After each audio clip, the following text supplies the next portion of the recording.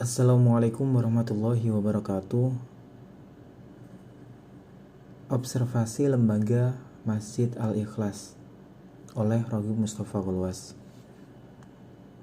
Ini merupakan presentasi saya dari hasil observasi mengenai Lembaga Masjid Al-Ikhlas yang terletak pada Perumahan Wisma Bungurasih, Kecamatan Waru, Kabupaten Sidoarjo.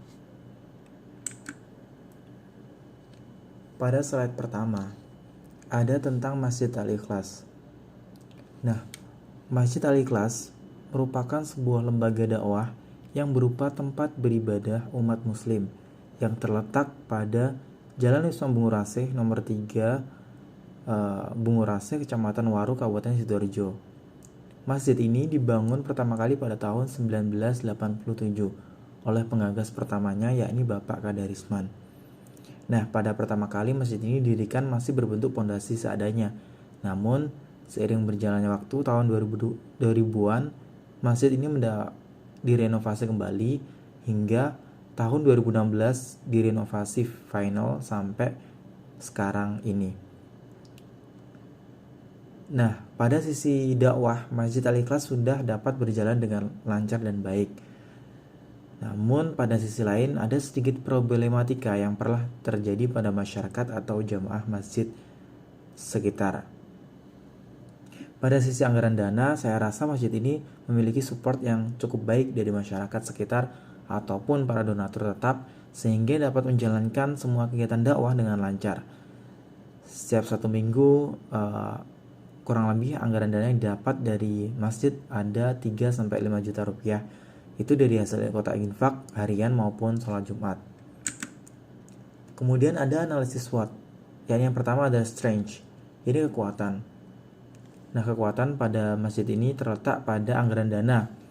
Masjid Al-Ikhlas dapat dibilang mempunyai anggaran dana yang sangat mumpuni karena didukung masyarakat sekitar yang suportif dan peduli akan keadaan masjid.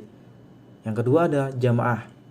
Merupakan sebuah kekuatan juga pada lembaga masjid ini karena jamaah di masjid ini tergolong cukup banyak dalam sebuah ukuran masjid perumahan yang dimana masyarakat juga turut ikut andil dalam berbagai kegiatan dakwah di masjid ini. Yang ketiga ada fasilitas. Nah, didukung oleh anggaran dana yang mumpuni, otomatis fasilitas juga harus mendukung nih dari fasilitas yang diperlukan jamaah, mulai dari pendingin, bangunan yang nyaman dan lain-lain. Kemudian yang keempat ada lokasi yang strategis. Nah, lokasi masjid ini berada di tengah-tengah perumahan yang padat, di mana otomatis masyarakat bakal mudah dalam mengakses atau apabila ingin berangkat untuk mengikuti kegiatan atau jamaah di masjid ini. Kemudian yang terakhir ada imam dan muadzin yang kompeten. Nah, ini juga sangat mendukung bagi kekuatan masjid karena dari masjid itu kegiatan utamanya adalah sholat berjamaah, yang dimana itu akan muadzin dan imam itu merupakan posisi yang paling depan dalam sholat berjamaah, dan itu yang paling dibutuhkan. Jika mempunyai imam dan muadzin yang kompeten, otomatis sholat atau beribadah kita akan menjadi lebih khusyuk. Nah, kemudian dari selanjutnya ada weakness atau kelemahan. Pada masjid ini mempunyai kelemahan peringatan Hari Besar Islam yang kurang meriah dan variatif. Nah, pada masjid ini tidak pernah mengadakan suatu peringatan Hari Besar Islam yang berskala umum atau seperti tablik akbar pada umumnya. Namun selalu dilakukan secara internal jamaah masjid itu sendiri. Namun jika pada acara khusus memang mendatangkan mubalik yang kompeten dari luar.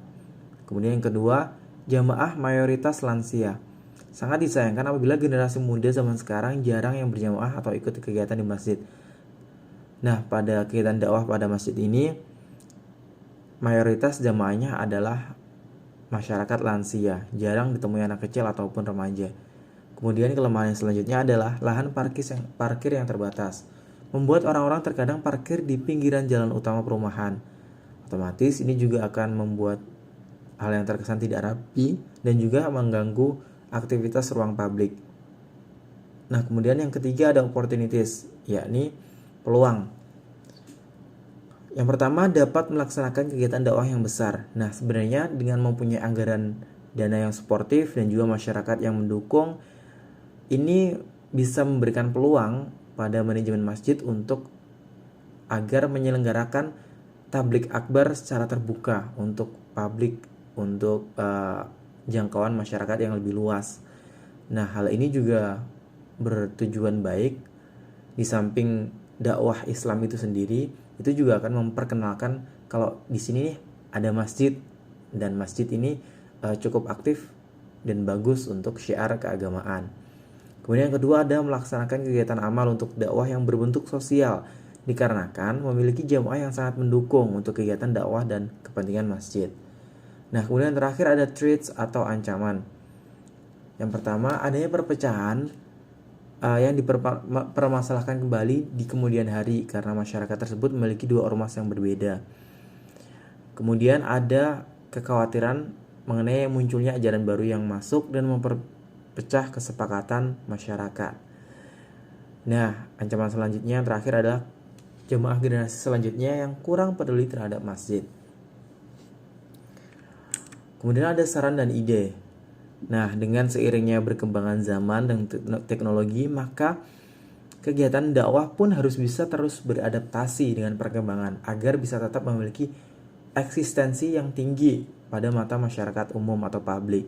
Nah, hal ini bisa dilaksanakan dengan memanfaatkan sumber daya manusia yang berusia produktif pada lingkungan sekitar masjid untuk menunjang kegiatan dakwah yang seharusnya bisa mendapat dukungan penuh dari manajemen masjid agar dakwah lebih bervariatif dan masjid menjadi lebih ramai akan kegiatan syiar dakwah. Masjid juga harus bisa memberikan sesuatu yang menarik generasi muda agar generasi muda tuh mau untuk ikut serta bahkan berperan dalam setiap kegiatan masjid. Karena seringkali generasi muda zaman sekarang lebih mementingkan urusannya sendiri daripada ikut serta bermasyarakat di tempat tinggal sekitar. Nah, khususnya pada hal ini adalah pada lembaga masjid gitu. Itu saja presentasi singkat mengenai observasi saya terhadap lembaga Masjid Al-Ikhlas di Wisma Bungurasi. Sekian dari saya. Subhanakallahumma bihamdika asyhadu an la ilaha illa anta astaghfiruka wa atubu ilaik. Maha suci Engkau ya Allah, segala puji untukmu. Aku bersaksi bahwa tidak ada sesembahan yang berhak disembah selain Engkau, dan aku meminta ampunan dan bertaubat padamu. Wassalamualaikum warahmatullahi wabarakatuh.